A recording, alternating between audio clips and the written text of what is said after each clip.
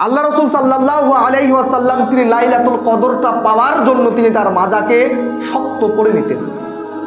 লাইলাতুল কদরটা এত গুরুত্বপূর্ণ, এত বরকতময়, এত গুরুত্বপূর্ণ রাত্রি। আল্লাহ রাসূল সাল্লাল্লাহু আলাইহি ওয়াসাল্লাম এই রাত্রিটা পাওয়ার জন্য তিনি কি করতেন? তার কোমরকে শক্ত করে নিতেন, রাত্রি জাগতেন। রমজানের শেষ দশক, এই শেষ দশকের যে কোনো একদিন লাইলাতুল কদর হতে পারে, নির্দিষ্ট করে বলা হয়নি।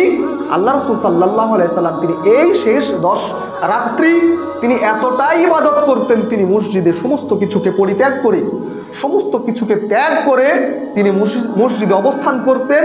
তিনি তার পরিবারকে, তার ফ্যামিলিকে, তার স্ত্রীদেরকেও তিনি লাইলাতুল কদরটা পাওয়ার জন্য তিনি বলতেন, হুকুম দিতেন এবং সাহাবীদেরকে বলতেন যে তোমরা লাইলাতুল কদরটা পাওয়ার চেষ্টা করো।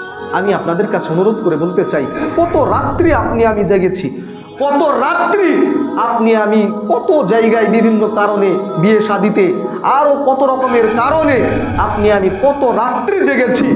এই রমজান মাসে লাইলাতুল কদরটা যদি আপনি আমি জাগতে পারি, আল্লাহ সুবহানাহু ওয়া তাআলার ইবাদতে আপনি আমি যদি সময়টা কাটাতে পারি, 1000 মাসের থেকে উত্তম আপনি আমি পাব।